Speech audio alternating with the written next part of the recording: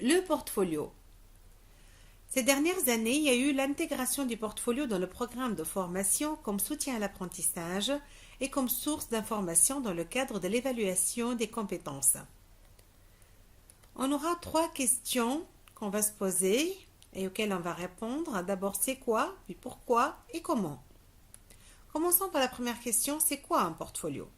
Un portfolio, c'est une collection organisée et cumulative de travaux et de réflexions d'un étudiant qui rassemble des échantillons de preuves d'apprentissage de manière à témoigner du développement de ses compétences sur la durée de sa formation.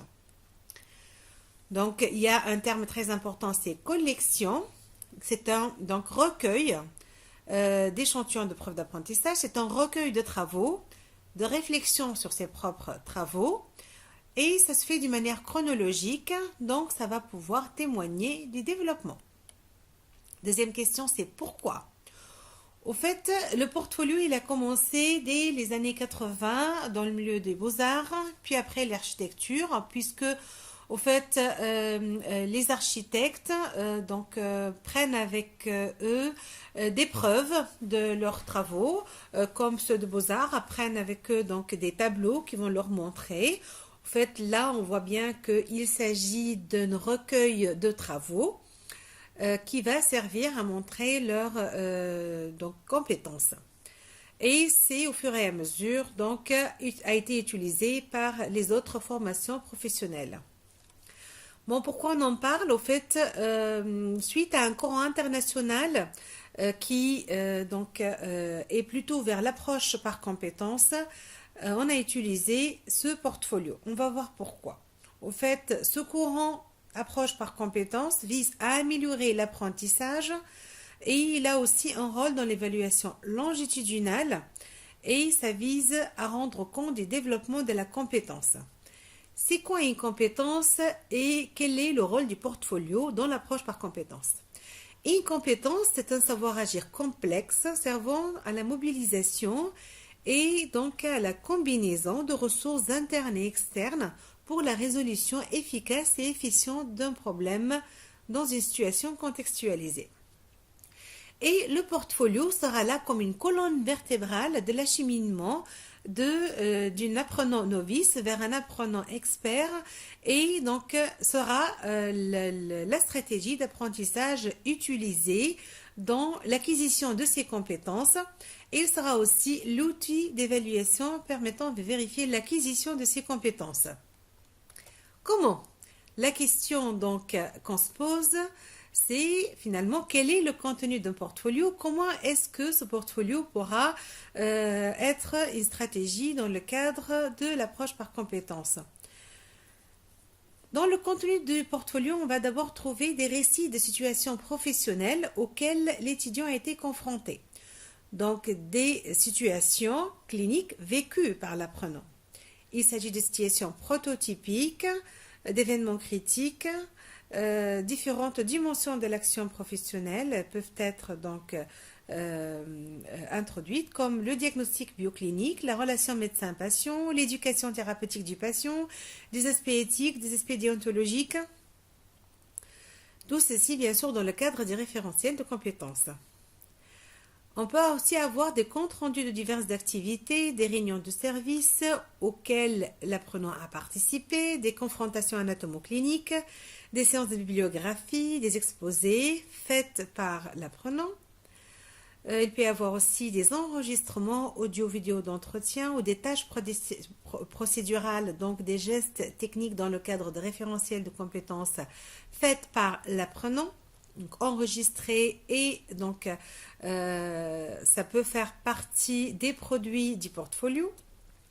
Donc finalement, toutes sortes de documents peuvent être colligés par l'apprenant dans son portfolio à condition de constituer des preuves d'apprentissage sélectionnées. Il s'agit donc, comme on a dit, travaux écrits, rapports de lecture, projets de recherche, photographies, cartes mentales, observations, les évaluations. Donc, il y aura donc un contenu qui est assez vaste. Comment est-ce qu'il va pouvoir donc se trouver dans ceci? Il faut trier, il faut ordonner, donc il faut réfléchir. Et ces réflexions peuvent se faire sur toutes ces pièces pour pouvoir sélectionner finalement et pour pouvoir rediscuter, revivre ce qui a été déjà vécu. La réflexion va se définir comme un retour de la pensée sur elle-même dans le but d'examiner plus en profondeur une idée, une situation, un problème. En fait, l'apprenant, donc après l'action, va pouvoir réfléchir à ce qui s'est passé pendant l'action, comme s'il va regarder de l'extérieur. Et là, il va pouvoir faire l'analyse de tout ceci pour pouvoir intégrer les connaissances acquises au cours de cette situation clinique. Ceci permettra à l'apprenant de penser différemment ou penser plus clairement. Il va pouvoir justifier ses choix, examiner ses actions ou ses décisions. Il va pouvoir aussi changer sa passion, changer sa connaissance. Donc finalement, ou intégrer les nouvelles connaissances dans les connaissances antérieures, ou corriger des connaissances antérieures erronées. Et ceci, bien sûr, pour améliorer l'action. Bien sûr, en parlant de ceci, on ne peut pas ne pas aborder le cycle de réflexion de Schoen. Je vous l'explique. Donc là, on a des connaissances qu'on va utiliser dans l'action, donc la situation clinique. Pendant l'action, on peut aussi avoir une réflexion sur ce qu'on est en train de faire. Ceci nous permettra déjà de rectifier au fur et à mesure. Et puis, on va appliquer. Suite à tout ceci, on peut avoir une réflexion sur l'action. Donc, après l'action et avec un travail de distanciation, on va pouvoir analyser ce qu'on a dit, ce qu'on n'a pas dit, ce qu'on a fait, ce qu'on n'a pas fait, nos actions, nos pensées, pour bien sûr intégrer tout ceci dans les connaissances antérieures ou pour corriger des connaissances antérieures erronées et au fur et à mesure du cycle de Schoen et de l'intégration, ceci va permettre une progression de nos connaissances et une progression dans l'acquisition des compétences. Donc là, on voit bien dans le contenu du portfolio, on a des produits, on a une réflexion qu'on a faite. Donc la réflexion, c'est un ingrédient indispensable du portfolio. Les réflexions occupent une place de choix dans le portfolio.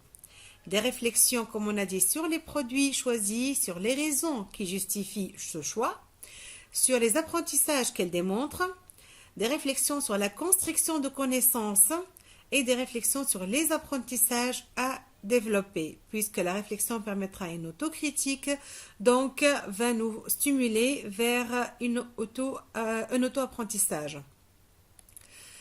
Et puisque la réflexion est très importante, là je vous présente des questions qu'on peut donner à l'apprenant pour amorcer en lui cette réflexion. Il va pouvoir se poser ce type de questions après chaque situation vécue, comme en quoi l'expérience m'a posé problème, qu'ai-je réussi à accomplir, que dois-je apprendre à partir de cette expérience pour être en mesure de mieux comprendre les problèmes posés, de mieux les résoudre, comment puis-je effectuer ces apprentissages, à partir de quelles ressources, qu'ai-je appris à partir de cette expérience, comment l'ai-je appliqué, quelles leçons puis-je en tirer pour ma pratique future. Donc, après chaque situation et après l'action, il va se poser ce genre de questions. C'est la réflexion après l'action et c'est ce qui permettra d'utiliser vraiment ce qui s'est passé durant la situation clinique pour construire ses propres connaissances et pour les intégrer aux connaissances antérieures. Donc, se construire et construire ses connaissances, son apprentissage. Là, c'est un exemple d'un portfolio électronique, donc un e-portfolio, dans lequel l'apprenant va poser des questions comme qu'ai-je appris à partir de cet événement, de cette action. Donc, c'est l'analyse de la situation. Donc, là, l'espace pour écrire, pour rédiger sa propre analyse de son vécu, et ainsi de suite. Donc, ceci donnera l'auto-évaluation qui correspond à la capacité des étudiants à s'engager de façon autonome et délibérée dans l'identification de standards et de critères à appliquer dans leur pratique professionnelle. et apporter un jugement quant au degré avec lequel ils satisfont ces standards dans leur pratique. L'auto-évaluation, bien sûr, doit être dirigée et accompagnée et soutenue par les tuteurs qui d'ailleurs vont ajouter des commentaires dans le portfolio, et c'est le troisième volet du contenu du portfolio, la communication. Donc, qui correspond aux interactions avec les tuteurs, aux interactions avec ses pairs, puisque les pairs, donc les collègues du même, donc les autres apprenants, vont pouvoir aussi rédiger des commentaires dans le portfolio. C'est la communication, donc à travers les commentaires du superviseur, du tuteur, d'enseignant ou de pairs. Donc voilà, on voit bien qu'il y a trois contenants. Les produits, la réflexion et la communication, ces trois représentent le contenu d'un portfolio, et ils sont de trois aspects qui ne peuvent pas être dissociés. Il y a des produits. Sur les produits, il va donc l'apprenant émettre des réflexions, c'est très important. C'est même l'écriture de produits servira donc pour la réflexion, et c'est la réflexion qui est un ingrédient indispensable du portfolio, comme on l'a dit. D'ailleurs, le portfolio peut être considéré comme un prétexte pour vraiment donc faire cette réflexion, pour faire cette autocritique, cette auto-évaluation, pour penser différemment, agir différemment et avoir une transformation vers l'autonomie et la construction de connaissances et l'acquisition de compétences. Et bien sûr, la communication à travers les commentaires du tuteur et des pairs qui vont servir donc au tuteur comme accompagnement de l'apprenant, à l'apprenant aussi, puisque ces interactions-là vont lui permettre de progresser et de se sentir soutenu pour encore avancer dans le bon cheminement. Ces produits peuvent être rédigés sur un papier, donc c'est le portfolio papier, ou aussi écrites donc sur un format donc numérique, c'est l'e-portfolio, le portfolio électronique. Et pour ceci, donc il y a plusieurs sites comme l'EduPortfolio, le Mahara. Donc jusque-là, qu'est-ce qu'on a vu comme portfolio? Donc on a essentiellement abordé cette face de la stratégie d'apprentissage, le portfolio based learning, mais comme dit Tardif, on a une double face dans le portfolio. On a donc le portfolio en tant que processus d'apprentissage, mais aussi on a le portfolio en tant que produit, donc résultat d'apprentissage qu'on va pouvoir évaluer. Donc, on va pouvoir évaluer et les produits et les réflexions. Et ceci va pouvoir donner une idée sur la progression de l'apprenant, sur l'acquisition de ses compétences d'une manière chronologique. Abordons maintenant donc ce côté-là de portfolio d'évaluation. Qu'est-ce qu'on va pouvoir évaluer? Au fait, on va évaluer les preuves d'apprentissage collectées par l'étudiant. On va évaluer l'analyse de ces preuves, donc évaluer le regard réflexif. Comme on a dit, donc on va évaluer le produit et on va évaluer la réflexion. On va pouvoir aussi évaluer l'évolution de l'apprenant et les perspectives de l'apprenant.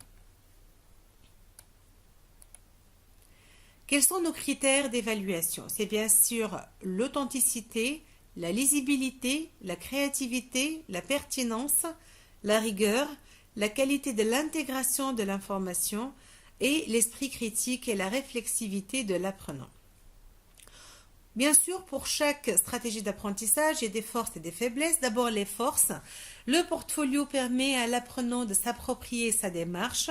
Il est responsabilisé à l'égard de l'apprentissage. Il va pouvoir acquérir cette réflexion continue tout au long de son développement, cette rétroaction continue de la part du superviseur, et il va pouvoir rassembler des pièces significatives permettant d'évaluer les compétences acquises. Bien sûr, ça a des limites puisqu'il est chronophage et donc certains étudiants ont une difficulté pour développer une démarche réflexive. Pour cela, comme on a dit dès le début, on va les aider en leur donnant les questions pour amorcer cette démarche réflexive. Comme limite aussi, on décrit la réduction de la dimension réflexive dans la crainte de se dévaluer aux yeux des enseignants. Donc certains apprenants vont faire une auto-évaluation, diminuer puisqu'ils ne veulent pas se désévaluer. Et tout ceci peut donner un risque de désengagement. Il faut donc, pour pouvoir continuer ce portfolio qui, on me l'a dit, donc c'est une colonne vertébrale dans le cadre de l'approche par compétences. Il faut avoir un engagement de l'apprenant et pour ceci, donc, on doit lui faire réaliser l'intérêt de ce portfolio. L'intérêt de ce portfolio, l'apprenant lui-même, il va pouvoir le voir lorsqu'il va pouvoir réaliser sa propre progression à travers ses écrits chronologiques et à travers l'apprentissage de cette réflexion. Donc, c'est à ce moment-là qu'il sera motivé pour continuer. Bien sûr, à chaque fois, ça doit être un défi raisonnable. On doit donc le stimuler, on doit l'accompagner et on doit lui laisser le propre choix dans la sélection de ce qu'il va ajouter dans son portfolio, bien sûr, selon sa propre perception et en l'accompagnant dans ce choix. Donc, il faut toujours le soutenir. Il faut accompagner l'étudiant dans sa démarche de portfolio pour susciter et maintenir son engagement. Donc la question qui se pose est comment accompagner l'étudiant dans son démarche de portfolio? Quel est le rôle du professeur? Au fait, là, le professeur, plutôt le formateur, sera un guide et un accompagnateur dans l'élaboration du portfolio. Et pour ceci, il faut accorder du temps pour s'assurer que l'apprenant le construise adéquatement et pour le guider dans ses réflexions. Il faut donc former votre apprenant à faire sa réflexion. Il faut favoriser des prises de conscience chez l'apprenant. Le portfolio va mettre l'étudiant au centre de ses apprentissages. Il va donner le pouvoir à l'étudiant sur sa réussite et il faut qu'il apprenne à se responsabiliser. Il faut aussi changer les pratiques d'évaluation et effectuer davantage des évaluations formatives. Quel est le rôle de l'apprenant? Bien sûr, c'est être responsable de ses apprentissages, dans le choix des travaux retenus, dans la justification de ses choix. Il faut apprendre à faire des travaux pour lui-même et non pour le professeur. Il faut aussi effectuer un retour réflexif sur son cheminement. Il faut pratiquer la réflexion de plus en plus, d'abord après l'action et puis pendant l'action et après l'action, et tout ceci pour penser différemment, agir différemment, donc avoir une transformation pour l'autonomie et l'acquisition de compétences. Donc, en conclusion, le portfolio est un outil efficace de soutien de l'apprentissage en profondeur et la pratique réflexive. L'apprenant est acteur de sa formation et il va pouvoir réaliser et voir sa propre évolution et ça va permettre à l'enseignant de l'accompagner, d'évaluer l'évolution. Merci pour votre écoute.